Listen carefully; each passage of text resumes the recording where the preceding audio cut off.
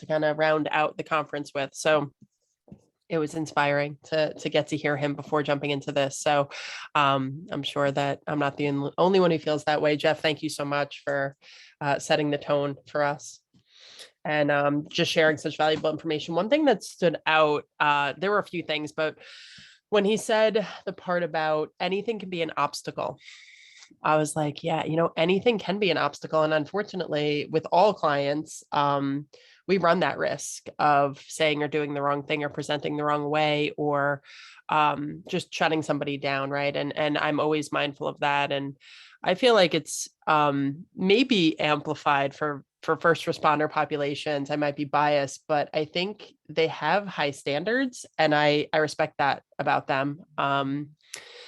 Part of what this presentation does is highlight that kind of where the strengths come from and why. And the more we can understand that as clinicians, I think the better we are to serve this population. So anything can be an obstacle, but I think anything can be an opportunity was the takeaway. I was like, okay, like, yeah, sensitive and mindful to that. Definitely. Is that something that runs through my head all the time? It absolutely is. Like, I'm very mindful of the obstacles.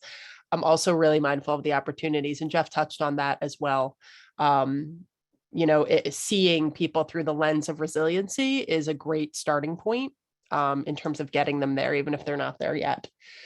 So what I'm going to do, I'm going to walk through some education. We go until 12:40. So just like the other panels for about 20 minutes, I'm just going to walk through some slides. Some of them define things like resiliency and post-traumatic growth. And then I take about a 5-minute detour and talk about post-traumatic stress, because we're talking about post-traumatic growth. So we kind of have to see the origins of kind of how that arc can go throughout time and where it starts and where that, maybe some of the deficits are, because within those we find the room for opportunity. So, and there were a couple examples. Jeff he did inspire me. He got me thinking. There was one vet I worked with who was like adrenaline seeking by nature. Like that wasn't changing. And he ended up finding a job at like, I don't know what it's technically called, but basically jumping out of planes was his job, but for civilians, right? So it was like he was a manager of some, company that did those trips every day. So it was a very cool way to understand that, like, yes, that was kind of a challenge for him, but he was able to channel it in a way that made sense. And that's what post-traumatic growth is all about for all of us, right? Finding the things that maybe were areas of adversity or challenge, and then saying, okay, these are the ones I want to build, maybe change around, adaptability around, and these are the ones that aren't going to change. So what do I do with them? So I just thought that was a really cool, like, moment that I had when I was listening to Jeff. I was like, yeah, that's a great point. So I want to drive that home in a few ways for you guys today. It's about 30 slides I'm going to go through pretty quickly. So bear with me, and then we'll turn it over to our wonderful panelists who I get to share the virtual stage with again. And I'm so honored to do so. I'll pull the slide up later so you can see who they are before we jump into it. But panelists, I think all of you were on yesterday, except for maybe Alyssa. So Alyssa, before you share information today, when we turn over to the panel questions, just be sure to introduce yourself and tell them a little bit about who you are. All right. So what is post-traumatic growth? All right. Definition, just starting there, theory that explains the kind of transformation following trauma. It is what it sounds like, right? So there's a psychologist that actually kind of like coined the term, although a few different people have written about it over time. So people who endure struggle following adversity can open up to growth afterwards. Really, that's the theory. It is exactly what it sounds like. Breaking it down further, with crisis, we move into a state of stress that could be acute stress or prolonged stress. For many veterans, it's prolonged either through the service experience they're having that causes stress, and or the transition reintegration period that's causing stress. It's usually not an acute stress episode. It's something that is a little bit more chronic and should be considered in that way in most cases. So after a state of crisis, they move into a state of stress, and then the coping evolves out of that. How do I cope with and manage these things that I'm navigating, right? if done effectively, and it's our job as clinicians, if we're working with someone to help them find that path, it usually brings into play internal and external factors. So the personal factors are things like positive psychology methods, right? Optimism, emotional regulation, expressing, we talked about that a bit, expressing yourself safely, creatively, openly, finding confidence, self-acceptance, all that good stuff. It's actually pretty hard to do, but that's what therapy is all about, right? But those internal factors and doing that work, and then the external factors, which can happen through supportive family, friends, community, colleagues, teachers, any combination of those things. Can you reach a state of post-traumatic growth without both of those? I believe no. That's just how I see it. Something has to shift in order to break through to the state of growth. Can you reach that state without, maybe if you don't have the external factors? I think you probably could. The combination of these things is really what paves the way, I think, most effectively and efficiently, right? It might take someone a lot longer if they're doing all the internal work without any external supports, right? So that combination, we talked about peer support and things like that and advocacy, because it is absolutely vital to a veteran's experience as far as a successful, transition. We should recognize that it sounds really fancy. Post-traumatic growth. Yeah, everyone wants that, right? Totally. We're going to help our veteran clients get there. It's challenging, right? It's not something that happens overnight. It's not something that happens with ease.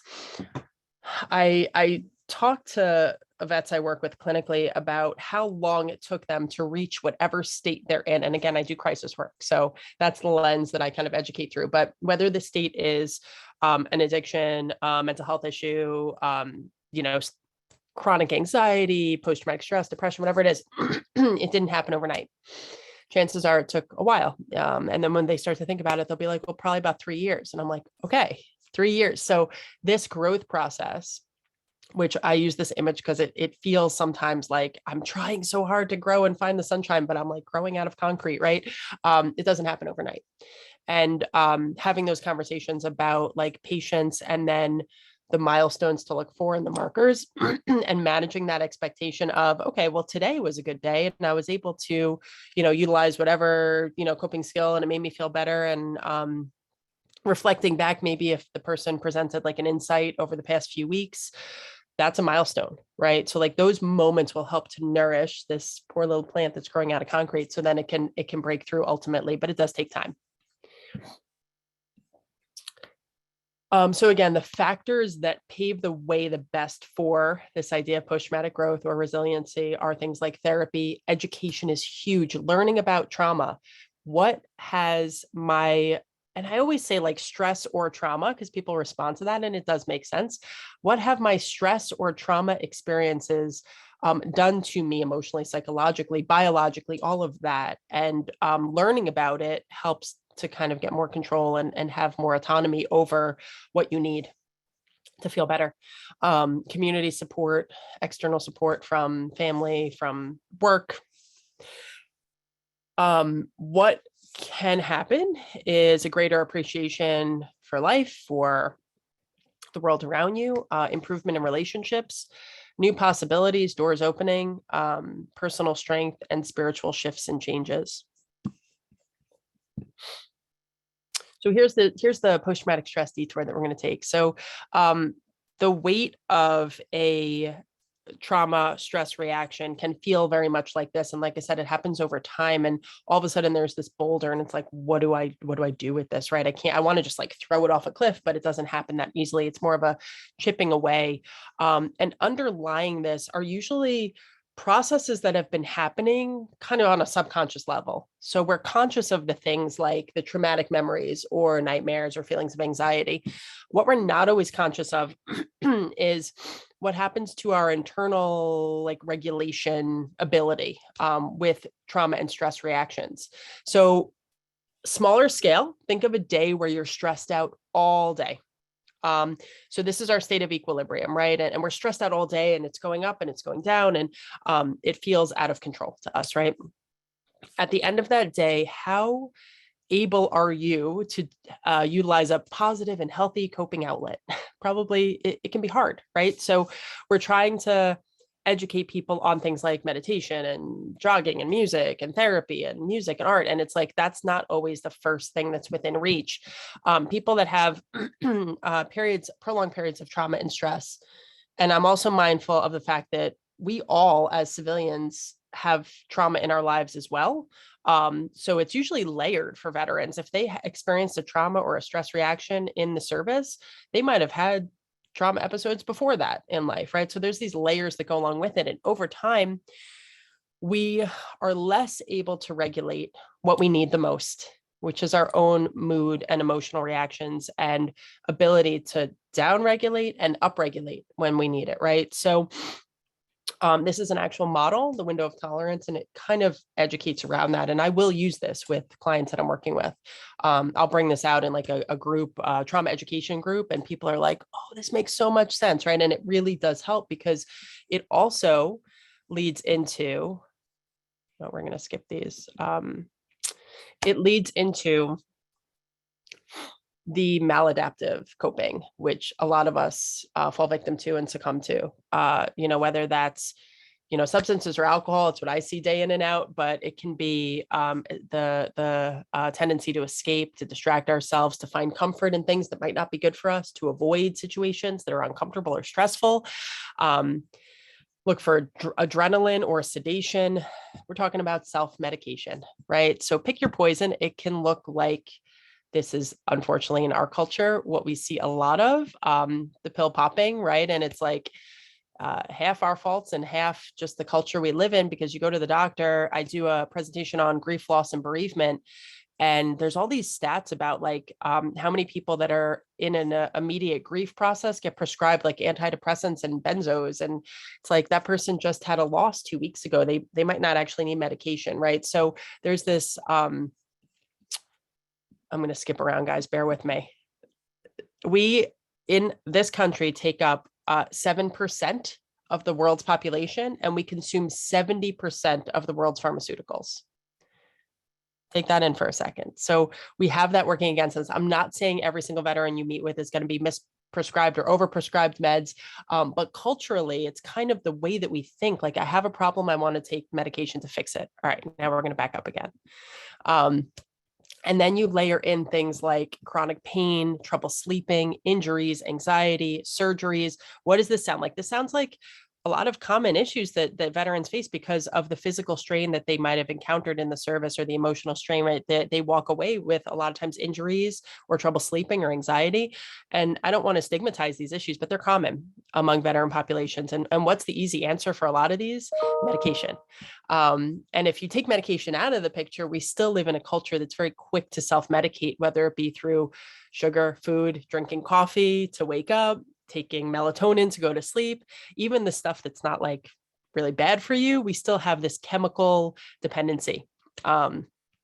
Exercise is a good one, but we do see the exercise junkies, so to speak, right? And that just plays into this whole addictive culture is what I want to call it.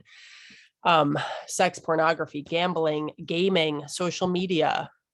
This is my issue, right? So, it could look like anything, but I know when I'm having a day and I have to keep going, I'm like, you know what? I'm going to stop at Dunkin', get a huge latte and a donut. And I'm like, that's like it's my addicted brain talking.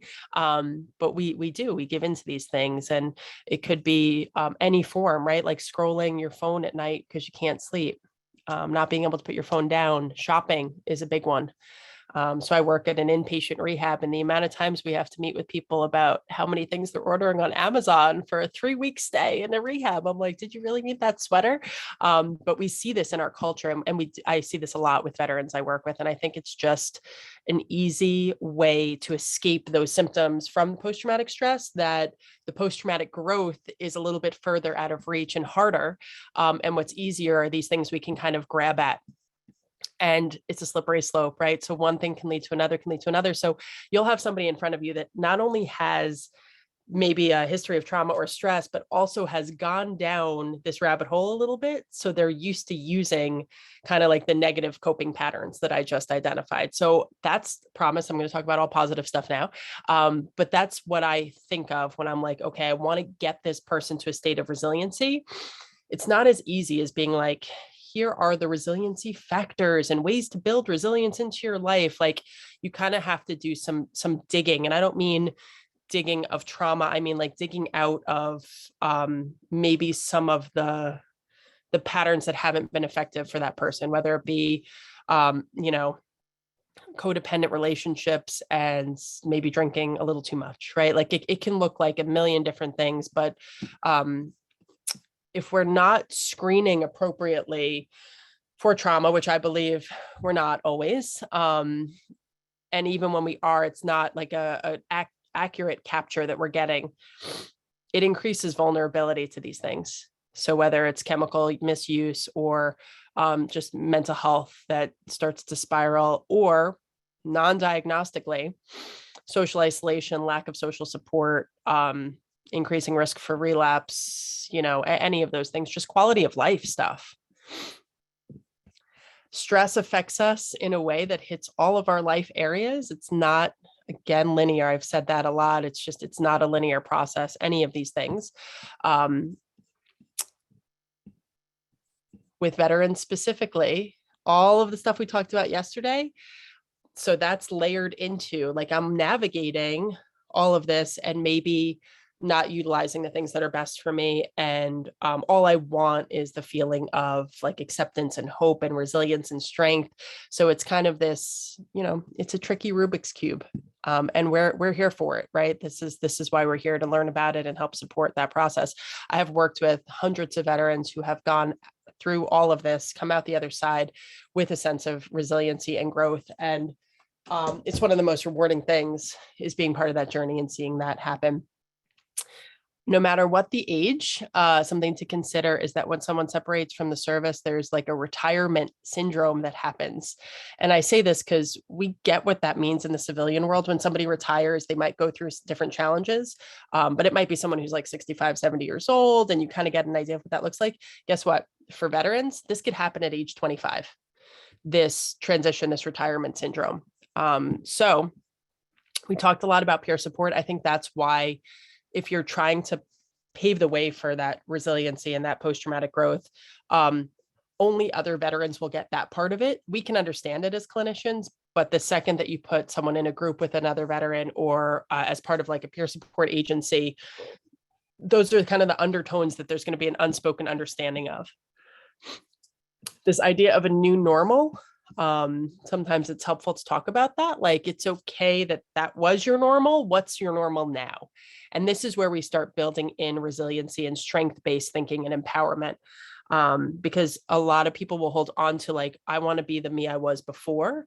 And it's good to kind of let that breathe and evolve into, okay, well, it doesn't have to be bad to be different now. So merging the two identities, you can be a veteran and a civilian, you could be a warrior and also part of your community. And what does that look like? There's a lot of mixed feelings around that. And sometimes it feels like parallel lives because it's hard for someone to merge them. And it takes a little bit of time. There are undeniable strengths and assets when you're talking about first responders. Here's a list, but it goes on and on. I love to hire first responders because of what you get. Like, this is stuff that's not really on a resume, but they tend to be problem solvers, action oriented, have high standards. So it puts a little pressure on us, but it's coming from a place that makes sense if you think about it and break it down. They're purpose driven, they expect follow through, and the high standards go for themselves as well, generally. They want to be involved and informed along the way. Jeff also said something, I should have written the phrase down. He said something about them wanting to be part of the process, and you not like taking notes and having all of these insights and not telling them what those are. It should be a team approach if you're working clinically with a veteran. They work well with accountability and feedback, want to be heard, appreciate efficiency and accuracy, all assets, right? So if we can use this lens, I think it helps us clinically to work with this population better. Certain things that I've noticed that are universal with the idea of growth are home, which can look like anything, however that person defines it, but it can give a sense of grounding, peace, stability, acceptance and love, connection, and community. Again, however that person defines it. They could find community at work, they could find community in their neighborhood, they can find community with two friends. Doesn't matter what it looks like, but that equals connection and camaraderie. The desire is for reintegration to be this like open, beautiful process. Usually it's filled with things like fears and misunderstandings. And it's like, okay, get me out of here.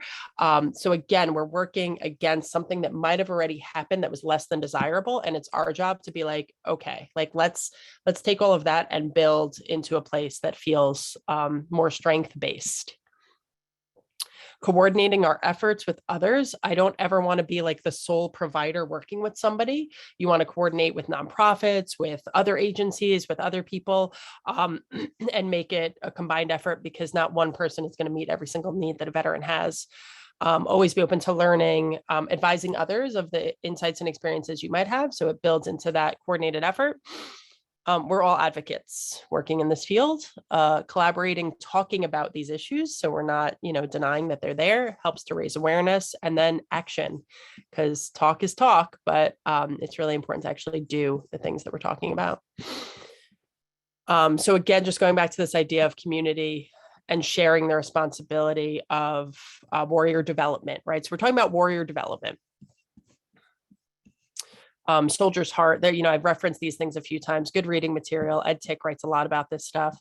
And so does Joseph Campbell, who talks about the process being like the departure of the service member, the initiation, which is that cultural competency we talked about yesterday, and then the return. And the return doesn't have to last for 3 months or 6 months or a year. It can be a 10-year process. And I think it's really important to look at it that way. The honoring of stories is a great way to start in building this empowerment model. And a story can be from 2 months ago or 20 years ago, but starting there can be a real challenge in terms of paving the way for breakthroughs. But when they happen, it's worth it, obviously, but it's good to support that process with a lot of patients. Psychologists define resilience as a process of adapting in the face of adversity, trauma, tragedy, threats, or significant sources of stress, any or all of those things. So a trauma can be combat experience, loss, stress, readjustment issues at work, not being able to financially take care of your family. Like it's a continuum of things. Usually it's not just one incident. And chances are, if there were a couple of stress or trauma incidents, the person may not even talk about those. There were a couple of questions yesterday about like, how do you get them talking about that? It's not always necessary. Does it help sometimes? It can. Talking more about what the barriers are and the obstacles to that person present day and how they relate to the past, I find is a better way to have those conversations. Skills to actually build resiliency are things like working with your body, learning how to downregulate and breathe and nourish yourself. If you think of like the basic hierarchy of needs, which I think I have on one of these screens, you have to be the basic needs have to be taken care of before you build up to like self-actualization, which is what we're talking about, and that purpose finding and fulfillment. And then maintenance, practicing your skills and utilizing them. This is just about avoiding perfection. So as we build resilience, an important factor that's been identified in a couple studies is this idea of avoiding perfection. Are you able to identify factors realistically, and instead of demanding perfection, accept wins and losses together? So it's not so black and white when we're talking about growth, resiliency, empowerment. There's an ebb and flow to accept with that. Here's the hierarchy. So again, just like building up the building blocks that lead to empowerment and resiliency. Integrating instead of forcing it. So we tend to avoid or overexpose. Like, I'm going to avoid this forever and then look at it and embrace it fully. There's a middle ground there. And as clinicians, I think it's really important for us to, we can also succumb to this idea of avoiding or overexposing when working with somebody. And it's all about that gray area. That's where the magic happens. And ultimately, this is about working with people to find out what makes you tick and what ticks you off. That's it. Bottom line for resiliency building. What lights your fire? And then what are the things that light your fire in a bad way, right? Like, it's looking at the balance of those two opposing forces. I think this is the last slide. Goals for post-traumatic growth, right? We're growing from our experiences and from others' experiences, learning and hearing about other people's stories, whether they're a few steps behind us or a few steps ahead of us, really helpful. Supporting each other, learning from the past. And that can be from our own past or even others, peers. Looking at what the resiliency factors are, which is going to be my first question for you guys, asking about resiliency factors, being informed, aware, educated. A lot of when people say, like, what type of therapy model do you have? And I'm like, I do identity-based work. I think I made that up, maybe somebody else did, but it makes sense. I find that any therapy that doesn't plug into, like, supporting people in their identity as it changes over time is kind of missing the mark.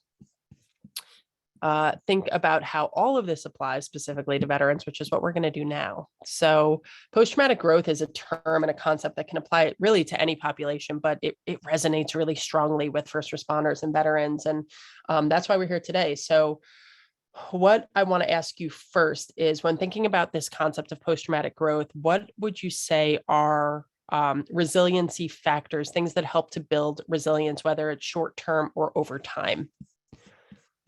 I'm going to turn it over to our wonderful group, whoever wants to go first.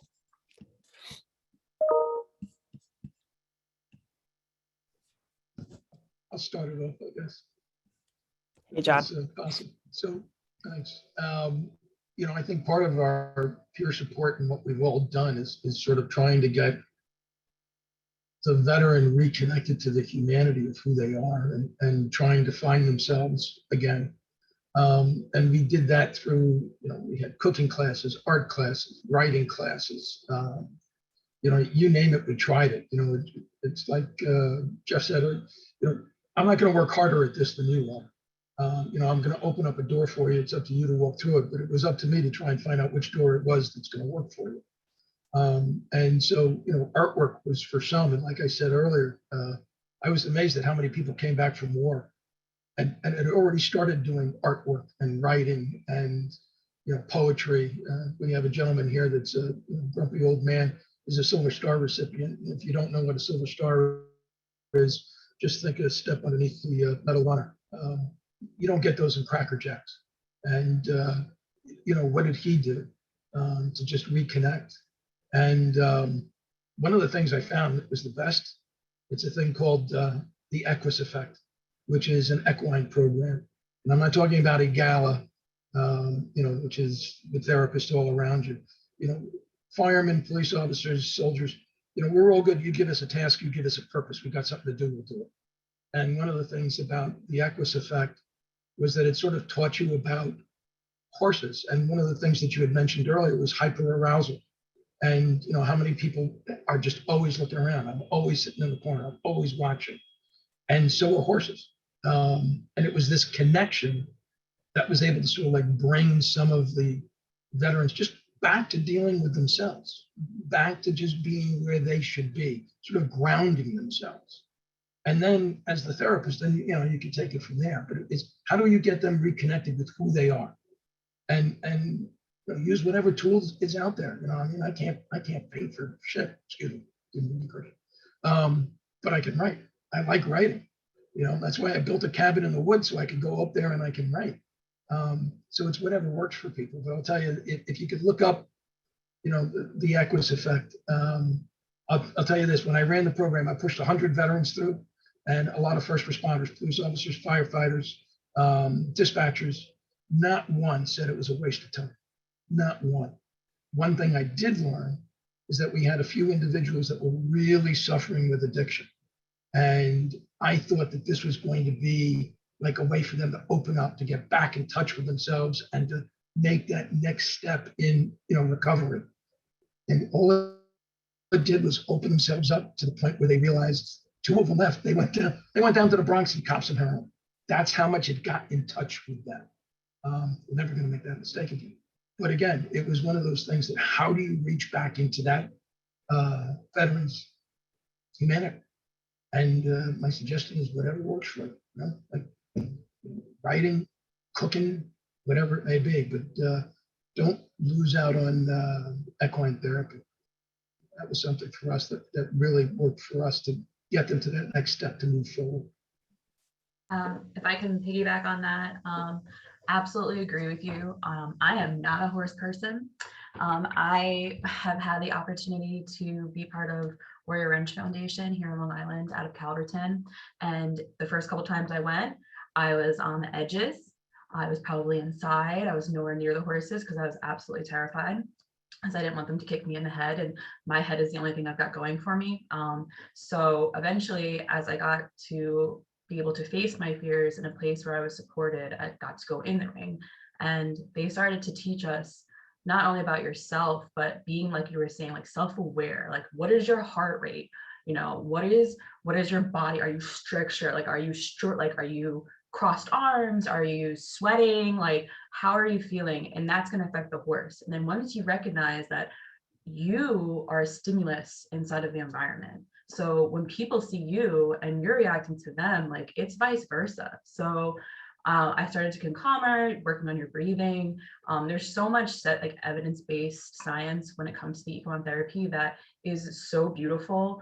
And even though it's 100% nature, it's when I'm driving out there, I'm like in Montana in my mind, because Long Island is definitely not peaceful, but it's peaceful out there. And you have a community of people, you have veterans and first responders who you can have that camaraderie with, the banter that he was speaking about before, that like secret language and those inside jokes, and you can feel seen. But things that I learned was they have a structure of like, you ask, you suggest, you command. And that's something that I took with me in my practice too, because, you know, a lot of the times you have to have control of the situation. And when you're learning new skills, you could be terrified. I remember when I had shot for the first time my weapon systems, I had never shot anything in my life. And those things that could kill you, and I had to learn, but you have to be able to adjust, adapt, and learn new skills. And so if you're doing that with an animal, you kind of go back. You're like, I'm back in basic training. I'm back. I have to do this. I have to show up for myself, and I have to learn new skill, even though I'm terrified. And for people who have to face their fears, then they have a little more autonomy. They feel that they can, you know, have that shed that like victimization of, I don't know what I'm doing and I'm scared, and that imposter syndrome, and say, oh my God, like I got a horse to back up today by just lightly swinging a little leather tether, and it took a 1,500-pound animal to move back. And it just is a wonderful experience. So definitely look into it if it's around your area. I'd like to add. I'd like to comment on equine therapy as well. And you hit on two things when you talk, Dani. When John and another friend of ours convinced me to go to the equine therapy, the Equus Effect, horses were the other red meat for me. I did not want to go there at all. I went because I believe if I'm going to recommend something to a veteran, I have to experience it. So I went just for the experience. Now, at least once a week, I'm at the farm. I'm a horse handler. I'll go there just to muck out the stalls just so I can be around the horses. So it works. It's a great thing. We try not to call it therapy at Equus Effect. It's horse wisdom for warriors, but it works. And the other thing that you mentioned, the victimization, and I think this is what I try to convince. I mean, I'm not a clinician. I'm a service officer, but I try to convince the veterans that come into my office that we're not victims. We should be proud of what we did. We should be proud of our service. Even if there were some hard times or some bad things that happened, you still should be proud. You know, our nation wouldn't be here. We wouldn't be doing this if it wasn't for our veterans. And a lot of veterans don't feel that way, and we had to convince them you're not a victim. And one of the ways is, as John and Dani said, is with working with horses. I also say John convinced me to go to yoga for the first and only time. I found out that you can lie down and fall asleep while you're doing yoga. So I practice yoga quite often when I come home. I lie on the floor and go to sleep. But we got to end the victimization of veterans. This is especially true of Vietnam veterans. We were treated like crap when we got here. We got back. We were told we were the bad guys, that we should feel guilty about what we did. I have a Vietnam veteran that works for me. He ran into his cousin that he hadn't seen in about 4 or 5 years a couple of months ago. And she asked him, how do you feel about being a baby killer? So we still get this. And it's a horrible thing to say to a veteran.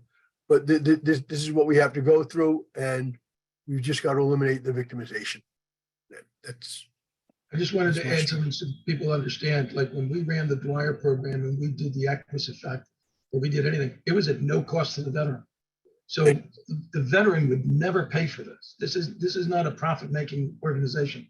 So anytime you see any of these things, for a lot of people, for a lot of the veterans, it's on the arm. I mean, they're not going to pay for anything. And so that was another thing for a lot of people to understand. We're not doing this for money.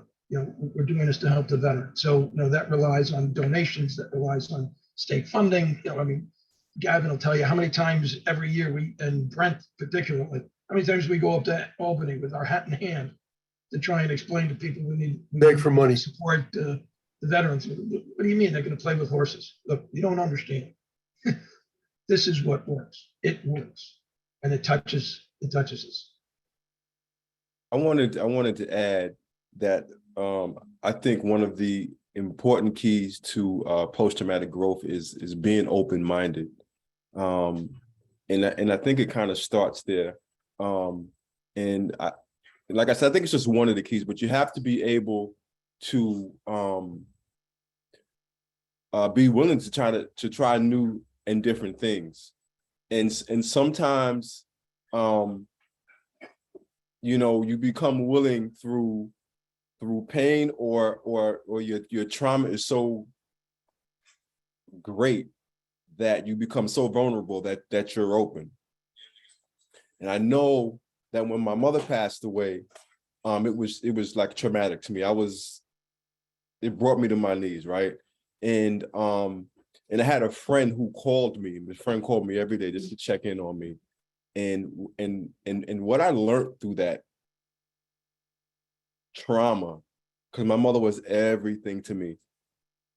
And regardless of the things that I did during my drug addiction, and the harm that I caused my mother, my family, so forth, and myself, so forth and so on, there was never a day that I ever felt like she didn't love me. Not once. It never wavered, right? And so the connection that we had was really, really powerful. So when she passed away, like, it kind of brought me to my knees. And I didn't understand that there's levels to, so I'm the type of individual who likes to help people, but I wasn't the type of individual to receive help. And through that process, right, I was able to allow this friend of mine to call me and to help me and to kind of pull me back into reality.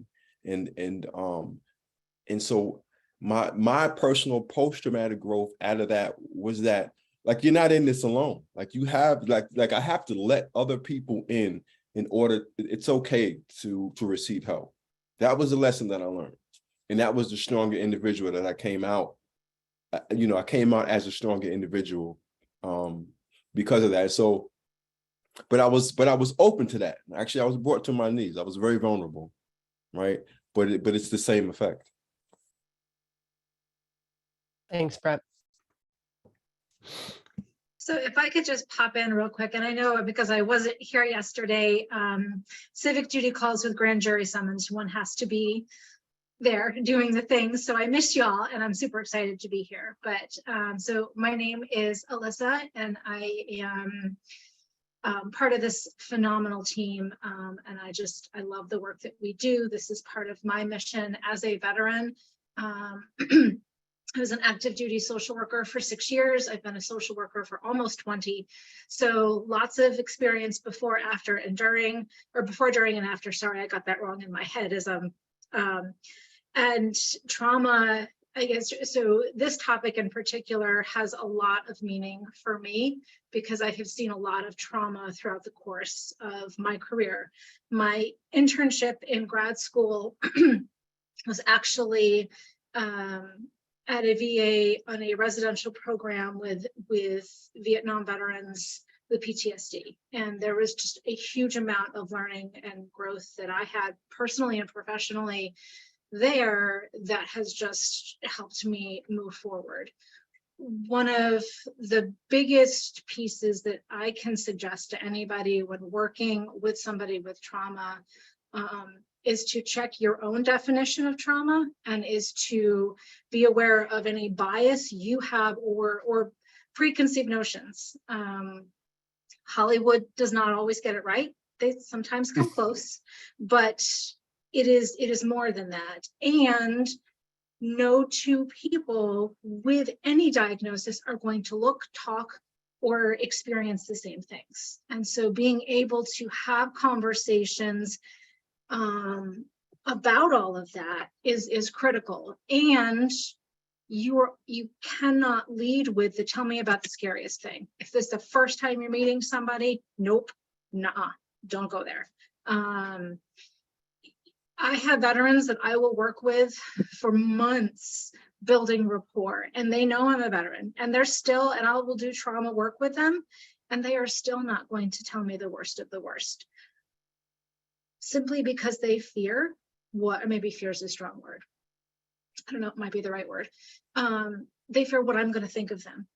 Even knowing what I know and having had similar shared experiences, there's going to be that piece of, if I tell you I did this thing, what are you going to think of me?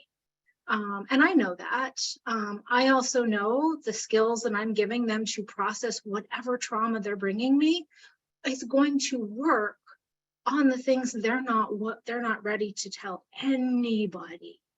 And so you being present and real and simply asking a veteran, tell me about your service. Just like we heard this morning, who are you? Who did you become? Who, and all of the things, like just that. Anyway, so I'll let. Thank you, Alyssa. I think it's important when talking about this topic. And even with like, I think it applies to other therapies too. Like if you're doing bereavement counseling, you don't start the session and say, tell me about the person you lost and tell me about the death. And it's like, you ask about the person and how they're doing. And I think that's such an important element. There have been a lot of questions about like how to engage people in conversations around trauma. And I find that it's sometimes secondary or tertiary to the conversations about identity and purpose and that person and their struggles and what they're going through in their family. It comes up. And when it does, it's good to be ready. But I like that it almost like destigmatizes it too, to not be like, tell me about, oh, you're a veteran, tell me about your trauma. It's like, that's not the way to lead. And we can get to the place of resilience without doing that. Right. So I think it's a really good point. Anyone else on this idea of like the, the resiliency markers or the how to build resiliency or post-traumatic growth? You guys brought up a lot of good stuff. Yeah, I would love to share. I know hello everyone, Gavin Walters, United States Air Force. I know yesterday we talked about how individuals why they decide to go into service, whether it's leaving home or trying to, whatever it is. And a lot of us, when we go into boot camp, when we get the camaraderie with those that are helping us to get to the next week, so you don't so you don't get washed back and all that stuff. You feel honored through the whole process of meeting great people from all over the country. And then when you're able to wear your blues at graduation, you feel respected because you're standing there, at attention, and everybody's just looking at you like, wow, I did my family proud, did my country proud. And, once you leave that whole just arena, and you go off in the next layer of your duty station and everything like that, then you say, wow, I have a purpose now. I went through the process and now I have a purpose in serving my country and doing what's right. And through that purpose, we see that so much things like the trauma happens to individuals. So when whatever issues might happen for them when they come out, it's like they try to figure out, like, what is my purpose now? Now that I'm not wearing the uniform, now that I'm not in a tank holding a gun, what is my purpose in society? And how am I supposed to get to that next stage or step into just connecting with someone or understanding, how to move to the next stage? And I always see, when I speak to individuals, I always ask them, what is your purpose? Why? And then sometimes I ask, why did you join the service? Because, we all went in for a reason, and, whatever it is to escape home or whatever it is. And then it's like, once you figure out, okay, this person went in because of whatever the reason is, then you could kind of figure out, like, okay, that trajectory, like what they really want to go to, what is not what you might have assumed, but it's like they might be looking for that same purpose, right then and there, 10 years later, whatever it is. And to help that person, like, take away that trauma that they experience and realize that the purpose that they can continue to live on, it can be, it can be a daunting, and it could be, trial and error. I say trial and error in so many different ways, because once you connect with the person, they might, actually, I'll give an example. And John, you definitely know that the veteran I'm going to be speaking about, but he basically, he has TBI, and he's been through many situations where it affects, I'll say, other people, because his TBI will get him real angry at everybody. And with that anger, he'll curse you out. The next day, he'll be right there, I'm so sorry, I'm so sorry. And all you can say is like, listen, I understand. Listen, I don't care if you curse at me. You were angry at that moment. You were angry at that time. But what do you want to do today? We got this thing going on. You as long as you don't harp on it, I don't think they'll care about, because they understand, and they know when they do wrong. Like, when we serve, we have the integrity for service for ourselves and excellence. All you do, all my Air Force folks out there, know that. And and it's something where, when you talk to the person, they might have that trauma, but when you talk to them and say, hey, what is your purpose today? Or what is your purpose in this hour, this minute? It helps them move away from that trauma that they experience, and helps them with that growth that they're leading to, whether it's a spiritual growth, whether it's just finding a happiness in that moment to say, I was able to go to the doctor, and I talked to them about medication, because I never wanted to take medication. And then they're like, okay, now what? Those are just those little steps that so many people want to hear and connect with. And I believe, Jeff said it so amazingly when he was speaking, because I think that's what a lot of us want. We just want someone to listen to us and help us through the process. We, as someone that's a social worker that went through the process of knowing the scripture, the books and all this stuff like that, I don't want nobody to talk to me about the books of of school. I went through that. I don't need you to tell me what I went through for the past 2 years. Tell me, let's talk to each other like human beings. And then from that process, where can we move to next? And I think that's where we actually want to just be heard, listened to, and just say, hey, how can you help me through this process so I could get to my purpose today, tomorrow, and the next day? Beautifully said, Gavin, really. Absolutely. One of the things that for me in my post-traumatic growth was like being able to turn that pain into purpose. Like, I've recognized that I may have been a victim in a situation, but that situation doesn't define me. It happened. I'm accepting that it happened, but it's no longer happening. And that you have to understand that, you can't always control everything. You can control yourself. And the first thing is to be kind to yourself. A lot of my guilt and my pain was things I had to do out of survival. So one of my friends said to me, like, listen, like, that what you didn't align with your morals or how you thought you would be as a person in a normal situation, but you were not in a normal situation. So what you had to do to survive, you can't keep carrying with you. And I carried that for about 10 years. And so I was a military police officer. I was before that, I've been defiant my whole life. I know everything about adversary. I fought the Northport Board of Education to be the first female wrestler at 14. I was in a room full of males that didn't want me there. So the Army was a literal, like, I was like, I've been doing this for 10 years. So it didn't matter to me to sit in a seat that wasn't meant for me. But I faced adversaries every single day being a female in a male-dominated place. And some people supported me and some people threw rocks in my way, but it didn't matter. But when I was very proficient at my job, I was very good. I was a complete and total, like, I was on that pedestal, right? I was the superb female. And then when I got injured, not only did I fall through the cracks, I was in a Humvee rollover. I was not driving. I was the passenger. I broke my back, and then not only did I fall through the cracks, they like shoved me and pureed me through the grid, and they just left me. They gave me injections in my back, they gave me medication, and they said, go to the field, get back in the field, get back to training, get back to training. So I was never able to physically heal, and I wasn't able to emotionally heal from the trauma of what I went through. So I fell really bad into substance abuse. And before the military, I was in the Army. I was in art school. So these are some of the things that I fell back into after coming home and becoming a civilian. My adaptive behaviors was to go back to art, where I didn't have to use the words to talk about why I was ashamed of myself, to falling into medications and abusing alcohol and all the things that were not soldier-like to me.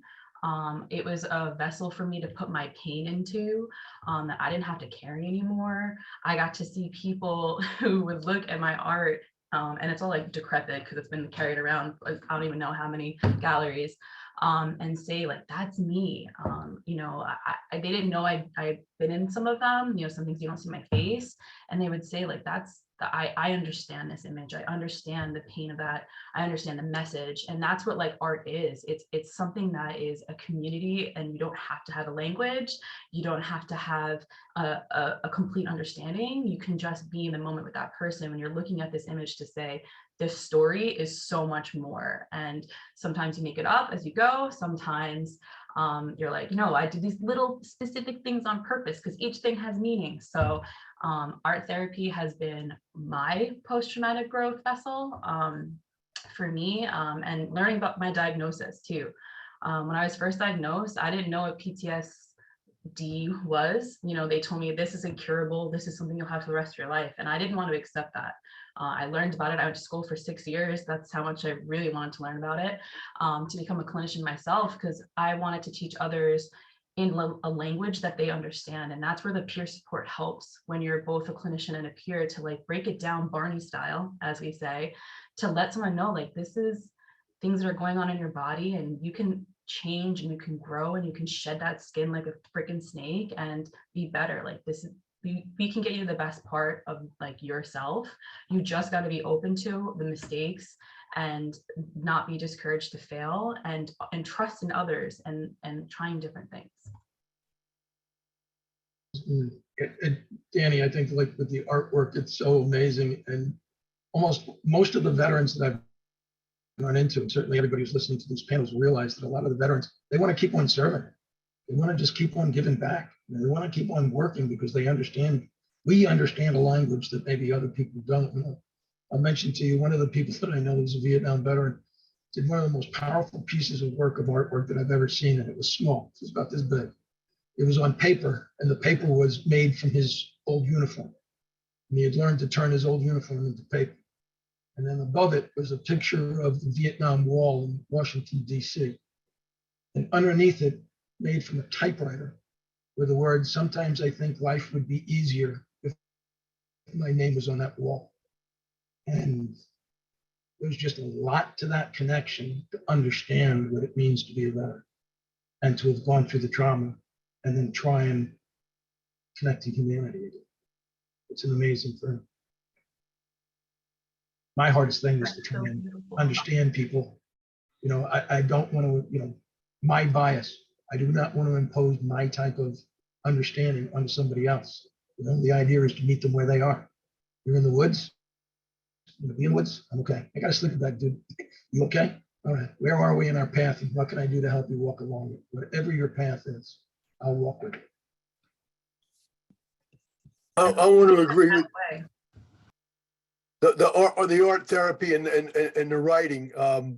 John and I were part of a writers group for that really COVID sort of ended. We tried to do it remotely, but I'm going to a shameless plug. I wrote a play on Vietnam, a one-man, one-act play, and on Vietnam Veterans Day, which is the 29th of March at 7 p.m. If you're in Carmel, I'm going to be doing a dramatic reading of that play. So if you have an opportunity to come down to Carmel, come and see it. It's a one-man, one-act play. I'm not going to act it out, but I'm going to do a dramatic reading of it. So you're all invited. Sorry for Is the it one shame. word, Karl? Is it just one word on that day? I'm sorry. Is it one word? Is it just one word? No, it's a Sorry, lot of Gavin is words. laughing because he knows John is laughing too. Yeah, So it's- part of what I just, and there's a lot of camaraderie, there's a lot of, teasing or whatever we have with each other. But part of what we very much just want everybody to understand is when you work with veterans, you have to have a comfort level around language.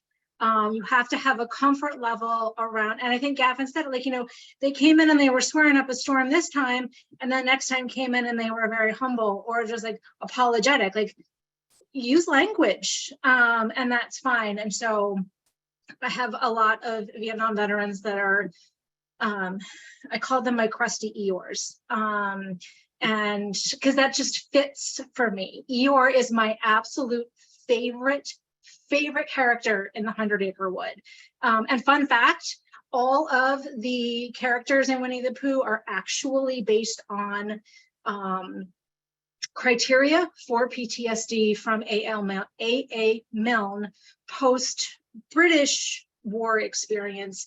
And he created the 100-Acre Wood for his son, actually named Christopher Robin, to explain what the different levels are. And Dani's like, oh my God, I didn't know that. Girl, I swear, I'll make you cry. And there's a whole explanation. I promise you, Wikipedia doesn't make this one up. There's some things that I'm just like, did they really make that up? Anyway, but Eeyore for me, just absolutely, John, I don't even know John's last name, but you gotta let him use the F-bomb. I use the F-bomb in sessions. I didn't always used to, and I will tell my veterans that I didn't always used to be this provider. I put on a uniform and then I deployed and I became that provider because I can use a $10 word, as I call it. But sometimes when I'm sitting with somebody and I'm just like, dude, that fucking sucks. That's it. And that is where the work starts. You have to be able to do that and have that comfort level. And if you struggle with that feeling unprofessional, just write that down, journal that, work with that in narrative therapy for yourself, because that's also beautiful. But my crusty Eeyores, and Karl can be one of my crusty Eeyores. I will adopt him as a crusty Eeyore because John's about to put him on my caseload anyway, because John likes to do that. But it's, I can't even describe it, but their eyes, the eye, and is it Johari? Aynisa, just nod your head if I'm right. The window, the something Nietzsche, I don't know, somebody, windows to the soul, somebody a long time ago said something very wise. And I will sit there and I will look in their eyes and I will see their 19-year-old self in the middle of shit.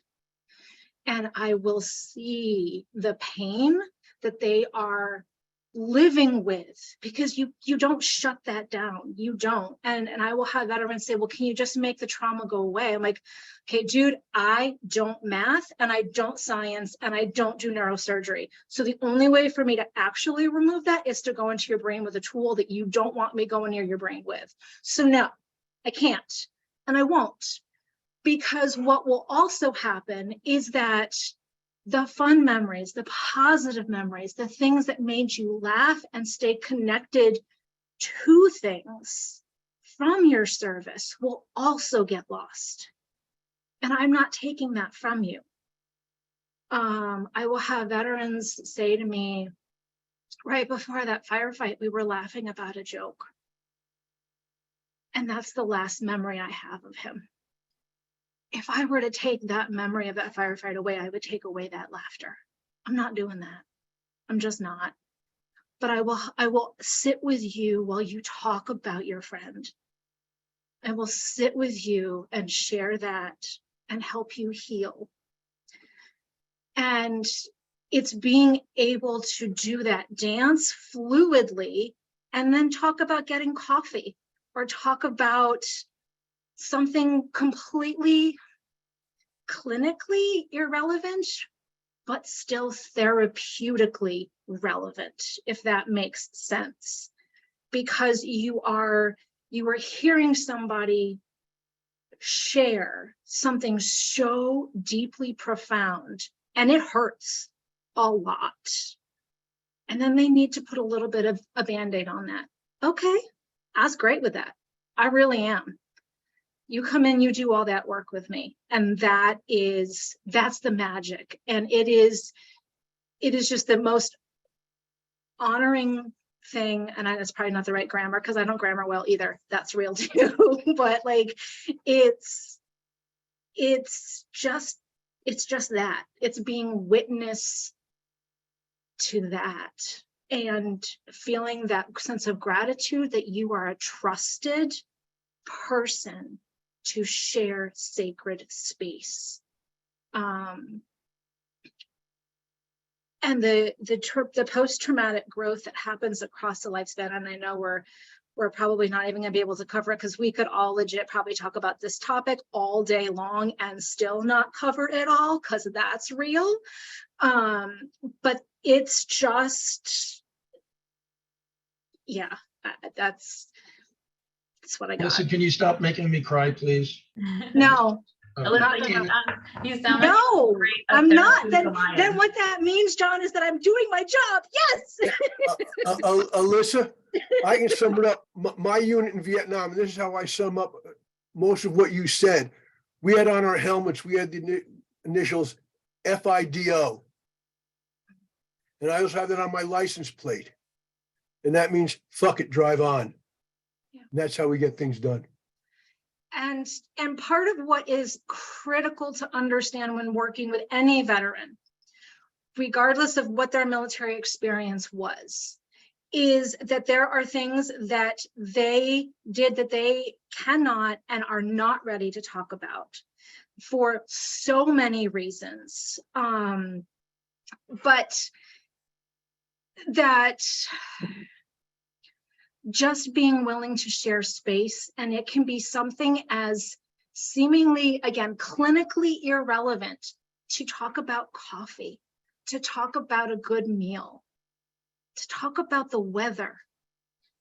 And it's not clinically irrelevant because you are building that trust with them. I will have veterans that will just call me, and this, I'm not touting a toot of a horn of a nothing, and they'll just say, today's a shitty day and I just needed to hear your voice.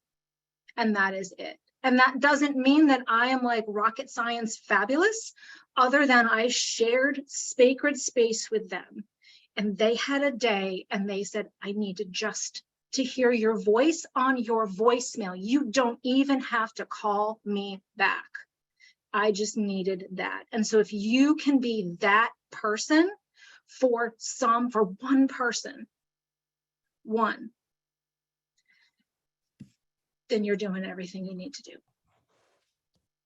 Alyssa, yeah, you are definitely getting us emotional because I'm actually feeling teary-eyed right now because I'll say my post-traumatic growth was actually crying in session for the first time. And I think that was like the first time. I'm being teary-eyed now. Well, dude, I'm getting teary-eyed just saying it. So like, I mean, we're all doing some stuff. We're all doing the things. Like, yeah, because it was like it actually felt so much relief crying for the first time in like, I don't know, like 15 years of my life, and knowing that somebody was actually like listening. Gavin, And I want to ask a question that you just answered, but I want you to feel free to answer it again, but I'm giving you a moment. The next question was exactly what you just brought up, but maybe there's more to it. So you guys are bringing up like, nail on the head. I mean, I don't have to do anything as a moderator. You got it. We focus a lot on symptoms of pain and struggle and difficulty and challenge and like the things that are wrong. When we were prepping for this, I think it was Tony who said like symptoms of growth, symptoms of breakthrough and resiliency. Dani, you brought up misalignment. The amount of veterans who have said to me like, well, I didn't disclose to you because I'm here for heroin use and I can't be a drug addict and a veteran. I hate the word drug addict, but they'll say that like, I can't be both. So it's a symptom of misalignment, which Dani, you brought up too. Like, what's a symptom that shows alignment or healing or growth? Like Gavin's bringing up the safety and security to actually have the relief of crying for the first time in 15 years. Like that's a symptom of resiliency. And Gavin, feel free to start and go into that more, but that was my next question. So it was like, what are some symptoms of post-traumatic growth to look for when you're working with people? How do you know what's happening? Yeah, I could definitely speak, and just saying the example of me actually crying for the first time, and after that, I actually became more emotional around people. Like I actually broke down one layer of my life that I never thought that I was able to break down. And I know for a lot of individuals, like, when we speak to them, especially myself, I speak to someone that is going through a situation, they will start crying in front of you, me, like whoever, because that is something that they never, they're releasing so much. So I say like, keep crying. I don't care. I'll cry with you. Like and for me, I don't care if I cry next to the person, because sometimes you just need someone to cry next to you just to say, listen, I understand. Tears will let you know that someone else understands what you're going through. So, just that person shedding the tears, or, after that, I actually became more open with my wife. So if that person is able to communicate more with others, I think that's also a great way of growth, because communication, keeps us from moving forward, because it's so bottled up in our head, and it just continues to get bigger and bigger in our head, while everybody just looking like, hey, what's going on? What's going on? You're saying, I'm fine, I'm okay. Things are all right today. But, lo and behold, when you go home and you're with your family, you're dismissive with them, you don't want to connect with them, especially, we know we have a high divorce rate in the military, because, we just don't want to communicate. We say that, oh, the person doesn't understand. And I say, God bless my wife for being able to see me and say, I care about you, and we'll sit next to you in the hospital when you're pumped up with IV. Like those are stuff that we appreciate, and it will go a million folds when the communication is there. And someone, it goes with the therapy, it goes with the family, it goes with every single fiber in our body, where we could able to communicate and just be able to just say, listen, I feel vulnerable today. You can admit that you feel vulnerable that day or that minute. That is like a stepping stone to so much possibilities of like what you could do with the person. Them just saying, I feel vulnerable and I just need you to help me. Because I know I don't tell people I want help. It's hard for me to tell someone I need help. I know, Gavin, that I, when I had an incident, and I think I cried harder than even when my mom passed away. And, she basically said, well, you've seen too much death in life. And then shortly thereafter, not that long ago, I met a veteran who just recently, 20 minutes before that, had tried to kill himself. And we met in my driveway, and we started crying together. Never met him, never knew him before that. And that connection allowed him to trust me to say, will you come with me? And we went to Montrose together and explained to him what the process was going to be like. But I had never seen him before. We had like 5 words, and then we just started crying together. And it was this connection and that humanity part of this, and Of course, my therapist told me to go and hug a tree. So if anybody has that video, please destroy it. I would appreciate that. But Karl, he's talking to you. You can destroy that video. I love hearing about like the therapeutic alliance that everyone has with either their provider or as the provider, but it's so important. Like the cursing, like it's person-centered. If they're cursing, they're being authentic. Sometimes like they just don't have the language, and it's just a like instead of saying like, they're using fuck.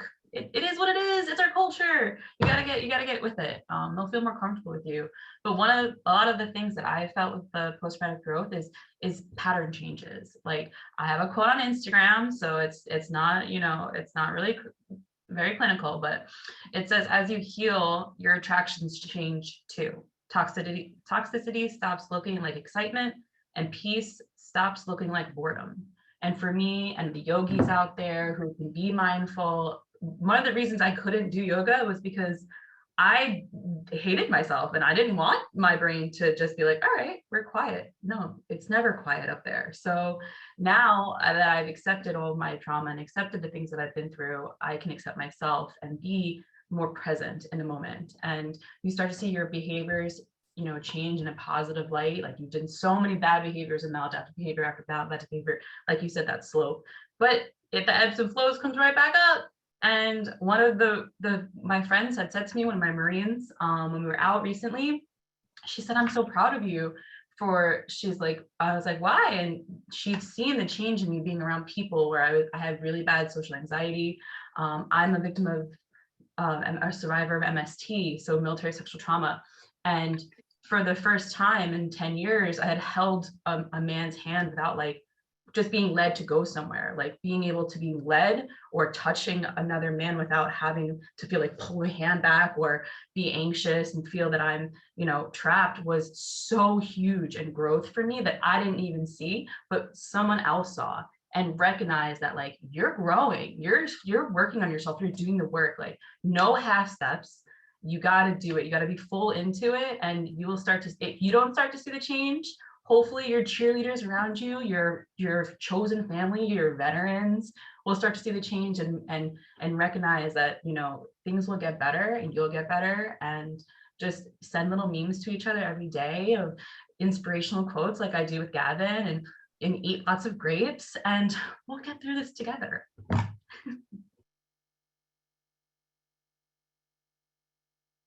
I think there's different things versus you have to be aware of veterans in the person. I think the majority of the time, if you cry, I wasn't a crier. I cried in theater, and I cried for the mother of that Marine that I lost, or Marines or somebody I knew.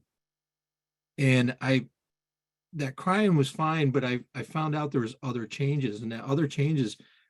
People used to say I was gregarious and funny and laugh, and I wouldn't laugh anymore. I mean, I didn't have that ability. I became really stoic, and through that, I couldn't figure out why, you know, I was so stoic and I didn't enjoy things.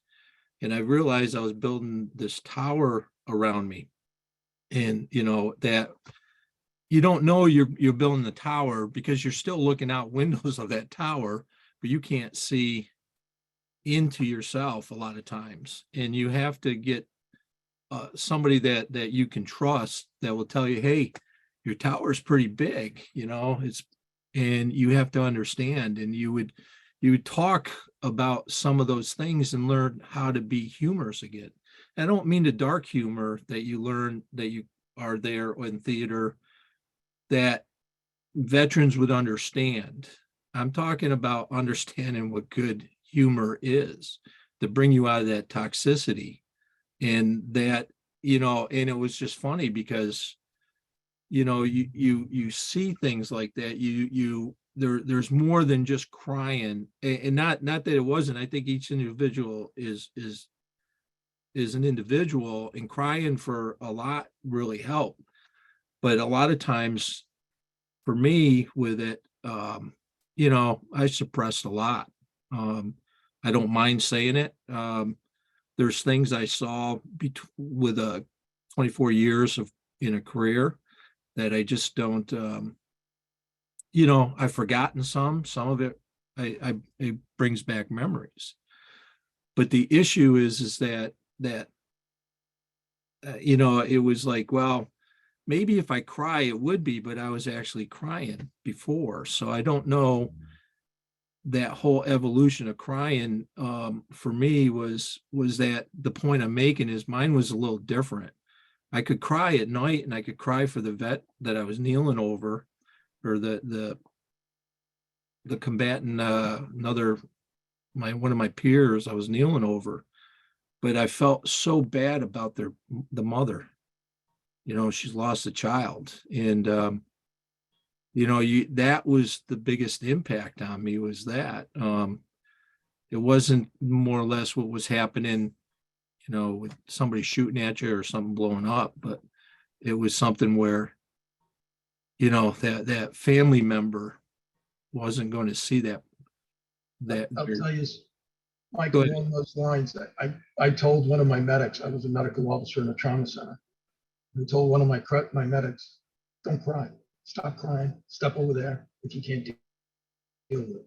Because my whole thing was, when that casualty comes in and looks up, they have to see confidence in your face that you know what you're doing and you're going to save his life. There's no ifs, no ands, no buts. If I look scared, you can look scared. If I don't look scared, don't worry, you're going to survive, man. I'm telling you, you're going to survive.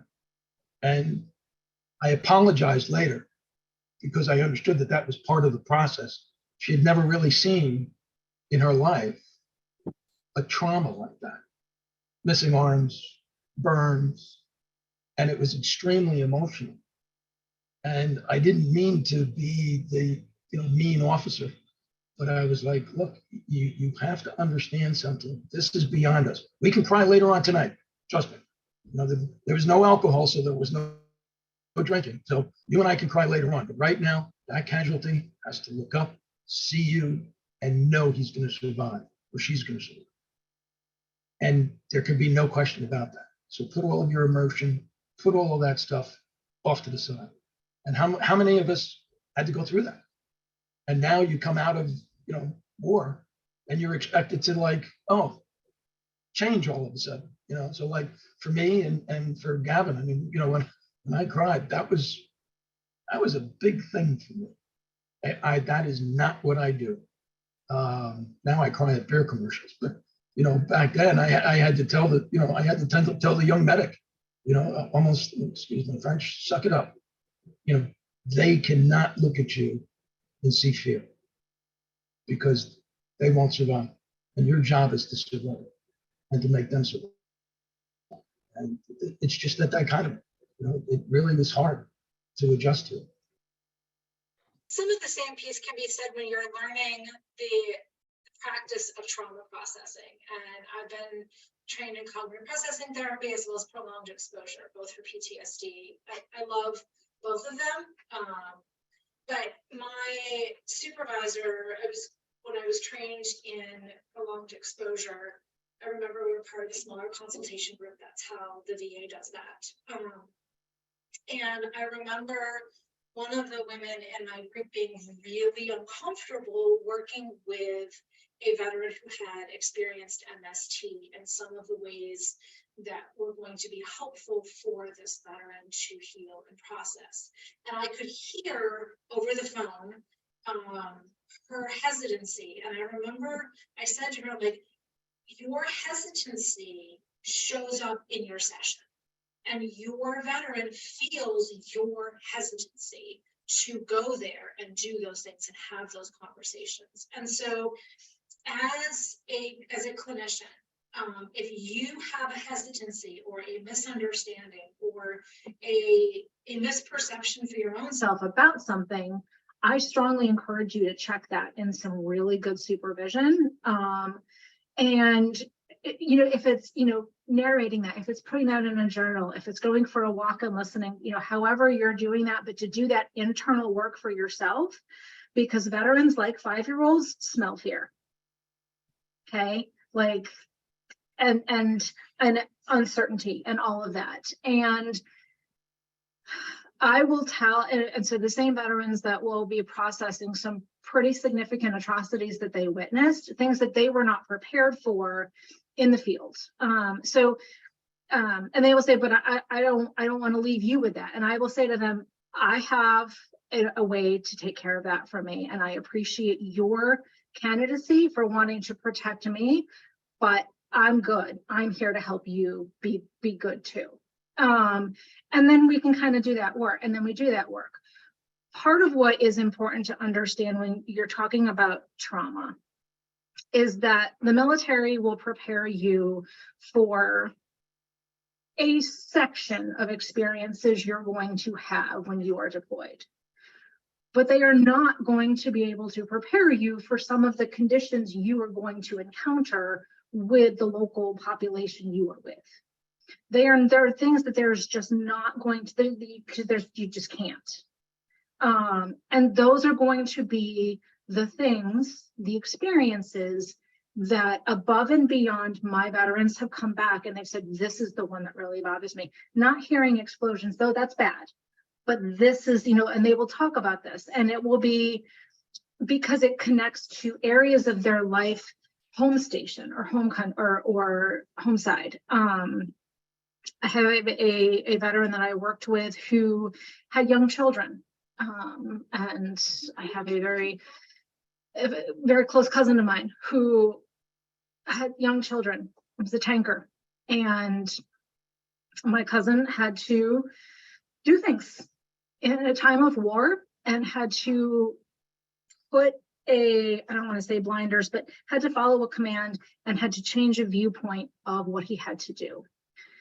Went home to young children who said, Daddy, you're my hero.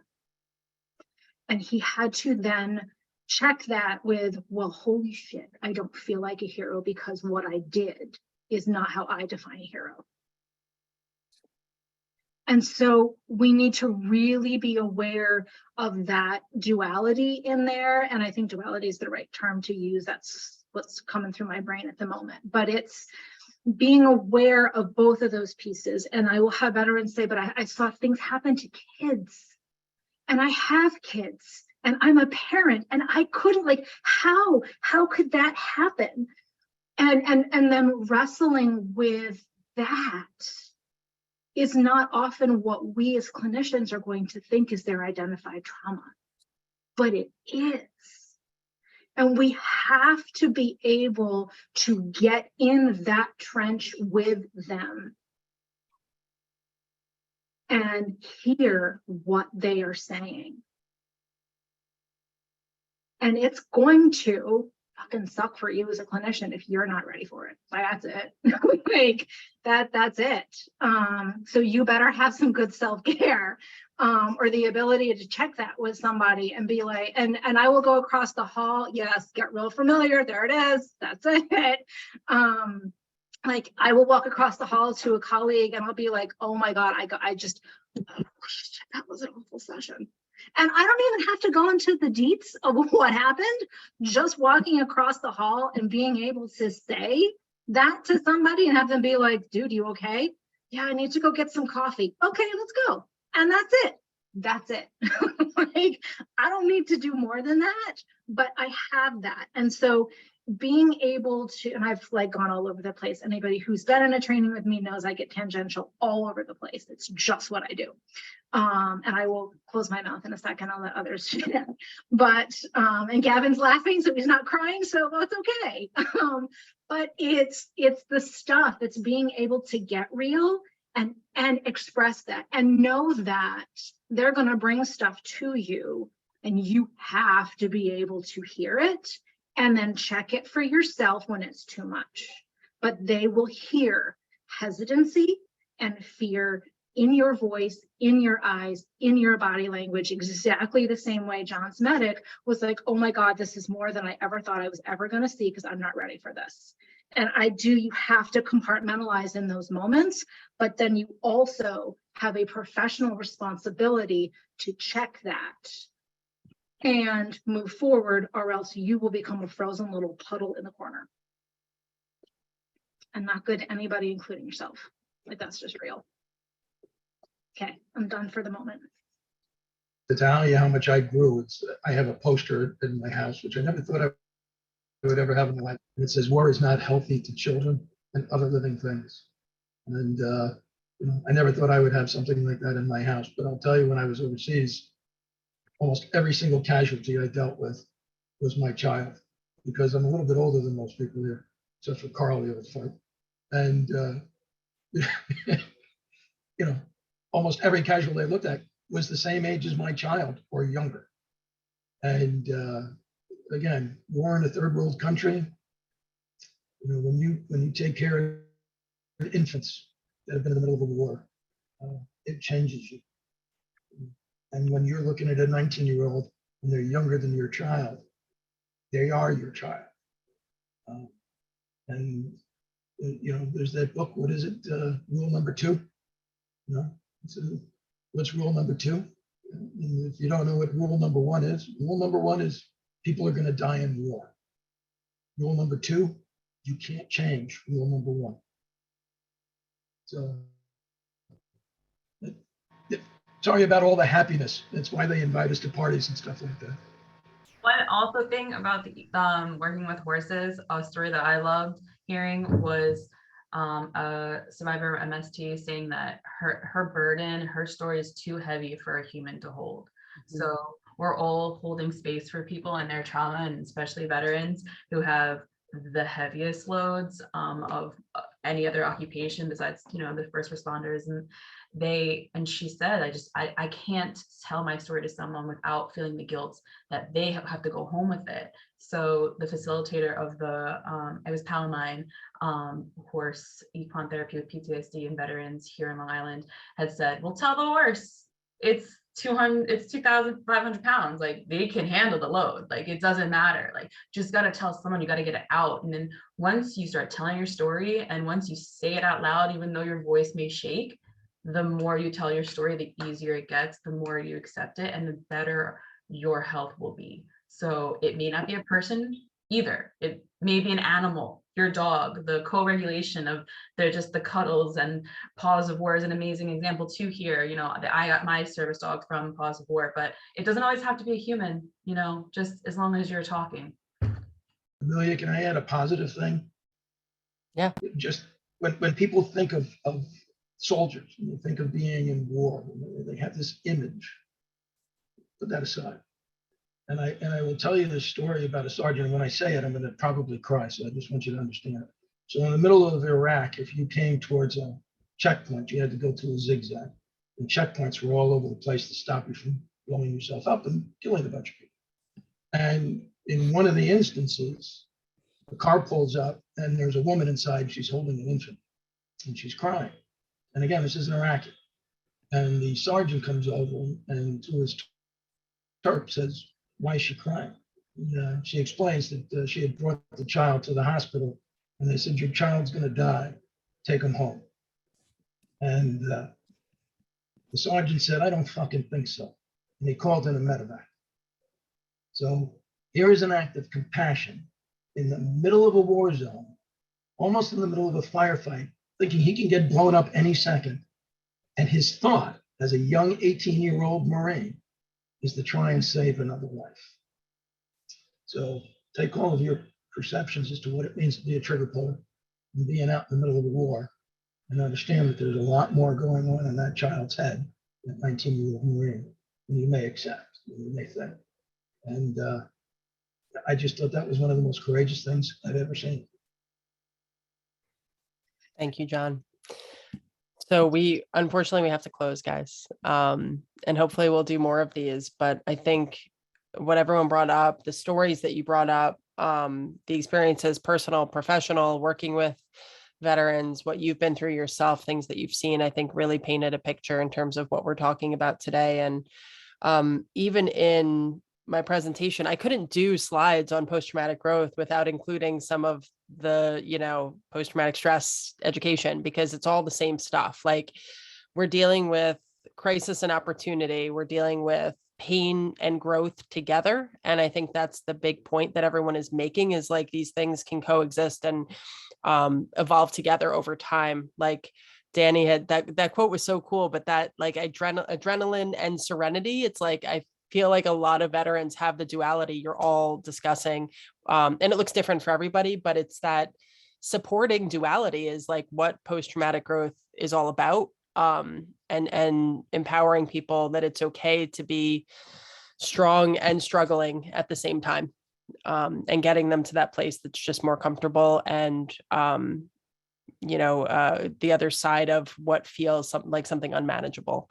And it's the same coin. You just flip it, right? So getting people to that place has just been, a wonderful part of my career. And I hope that all of you attendees have, some really positive experiences working with veterans. I obviously am biased, but I highly recommend, working with first responders, working with veterans in your practice. And we're so happy that you joined us for these 2 days to build your competency and preparedness to do that really important work. So I'll turn it back over to Amelia, but I just want to recognize our panelists who are incredible human beings, incredible people in the field, incredible veterans, and have served in so many capacities. This is another form of service, and I'm honored to have done this conference with all of you. So thank you so much, and I'll turn it back over to Amelia.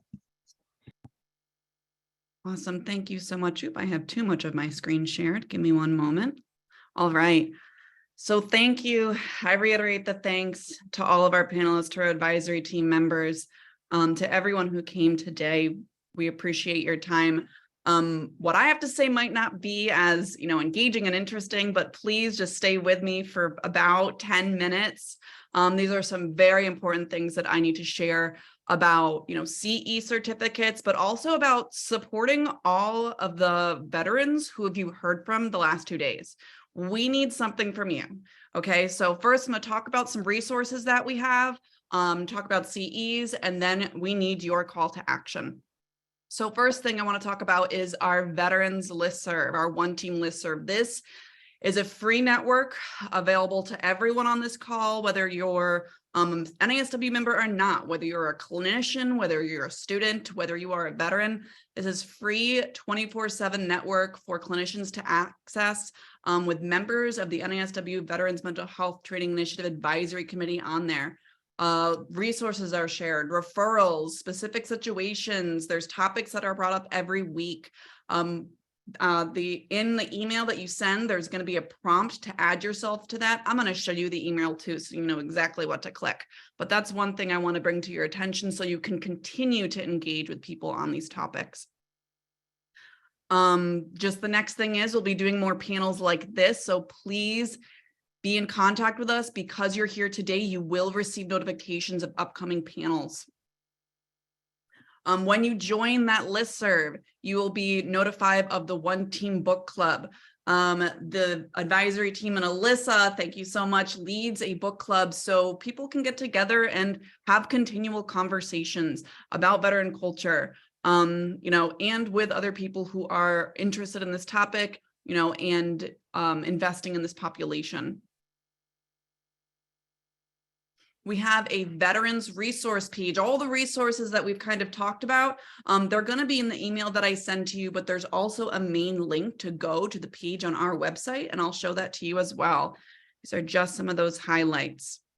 All right, so first, I'm going to stop my share and show you exactly where I need you to go after this presentation.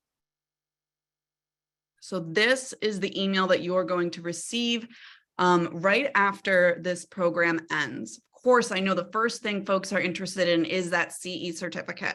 So you must complete and submit your CE evaluation by this upcoming Thursday, March 16th. You're going to click here, you're going to go straight to that evaluation and fill that out. Just as important, we need you to advocate for the continued funding of this initiative and for the increase in funding for this initiative. So what that means is right here, the second place that you can click on something, we're going to have you click here to advocate for funding. This brings you to a page where you can put in your information. And we're going to ask you this area where you can personalize it. Please take 5 minutes, oopsies, and talk about what impact this conference has had on you today. I know we've seen all these great chats about this is the greatest conference we've seen, and I appreciate hearing that so much, and I know the veterans do too, but we need our legislators to hear that too. We need them to know why this is so important. So please take the time, click that 5 minutes and write in, what this conference did for you, how it, supports you to better meet the needs of your clients and in your community. We would really appreciate that. If you want to go even a step further, we'll send a reminder in this upcoming Monday. Phone calls go even further. So you can click that. It's going to show you all of the information to connect directly with the folks who need to hear this from us. Our hope is to bring this one step further. Our hope is to be able to hire a veteran within NASW NYS who will continue that connection between Dwyer and clinicians. We want to bridge a gap where there are clinicians who are, recommended by actual veterans, who have been vetted through, okay, I know this person has reached a certain competency, or I trust referring them to this person. So that's really the next step of this. We need your help to advocate for that. So please just take a moment and fill that out for us. As you continue to go down, you're going to see the veteran resources. This is an awesome veteran resource list that's been put together by the advisory members on this team. Everything is reviewed by veterans, so it's something that you can trust to refer a veteran. So check out that page. We have information on Vets for Warriors from General Graham yesterday, the 988 Suicide Lifeline, as well as information on contact information for our panelists today. I want to mention all the great slides that we saw from Aynisa. It takes a lot of work to put together. So Aynisa is a great resource. We've included her contact information in the follow-up email. We will not be sending out all of those slides to folks, but you can reach out to Aynisa for information, for recommendations, and for referrals. So that's going to be included in the email as well. All right, I think I've hit everything. I'm going to reiterate the important information about CEs. I'm going to send, and I'll throw it in the chat box right now. You will receive an email after this presentation closes to the email that you registered with. You must complete and submit this evaluation by this upcoming Thursday, March 16th. You will then receive your CE certificate within 10 business days of this presentation. All right, so I am gonna stop my share. Can I just put a plug in for book club? Absolutely. Okay. So we are working our way, and I love that Aynisa used a quote from this book because it has been mind-blowing for those of us who have been coming to this. The first Thursday generally of every month from 7 to 8:30 p.m. or 1900 to 2030. I do try to keep us right to 2030 just because we all have lives and sleep is important. Although I'm a little keyed up after our discussions because they're just that amazing that I'm just like, all right, now I need to go do some yoga or something. But we are working our way through Dr. Edward Tick's Warriors Return, Restoring the Soul After War. I send out the Zoom link information to join us from the listserv. I want to be able to have there be more of a discussion on the listserv that I also help moderate. And I'm also respectful of everybody's email boxes. As we are now over 300 people, I don't want there to be 20 messages blowing up your inbox. So I'm trying to work through a process to help there still be information coming, but not oh my goodness, all this overload. So I'm trying to figure some of that out because it's amazing. But you do not have to have read the chapter we are on to come to the club, to the meeting. And it is an actual book club where we actually do talk about the chapter. It's not and we have the best time. And I would absolutely love to have more people there. I don't know what will happen if we have 100 people show up. I don't know. I mean, I will be we'll have to have rooms or something. We'll figure that out. It'll be a happy problem to have. But please do join. We will be reading next month. What are we reading next month?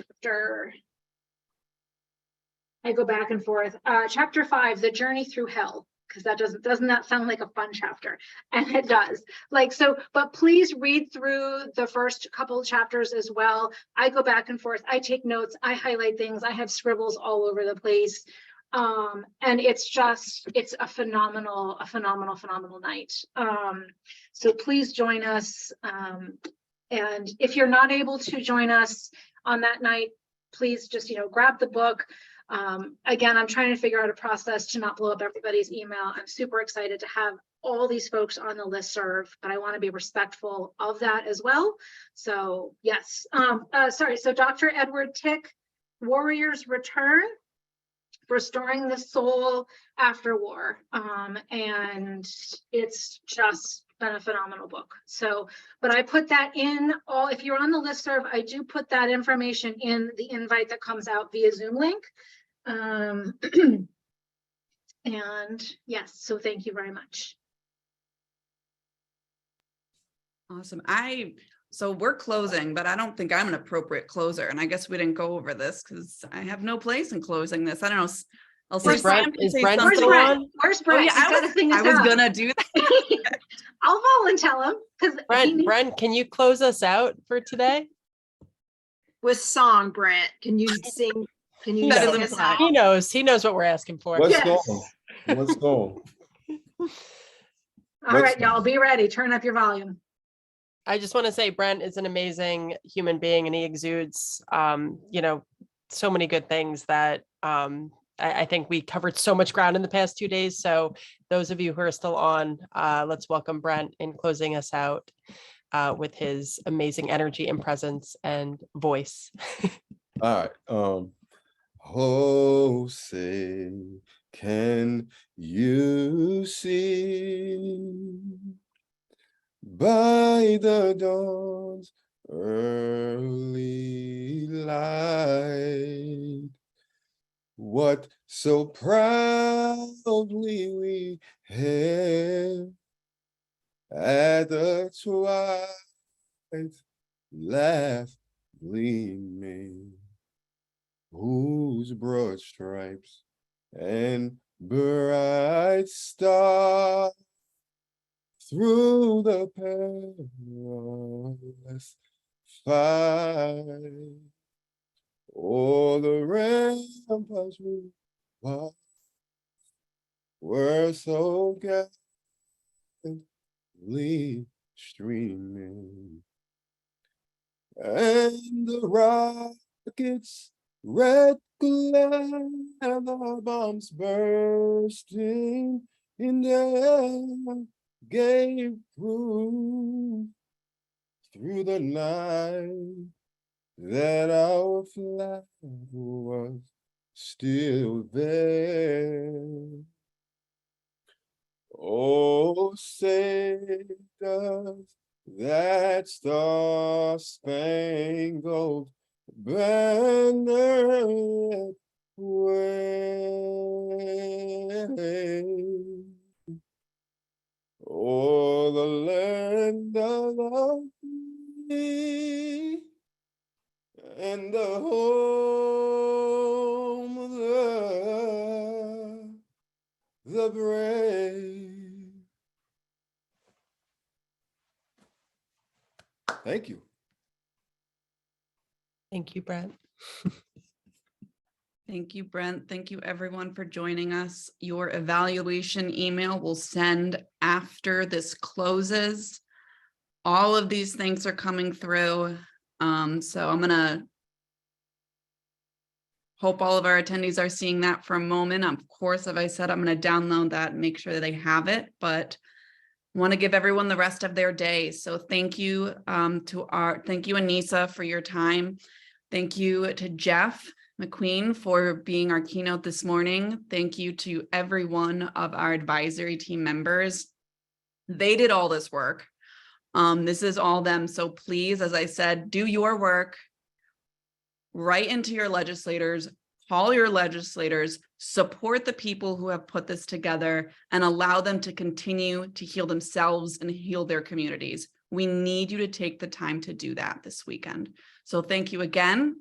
Have a great rest of your day, and we'll see you soon. Bye-bye.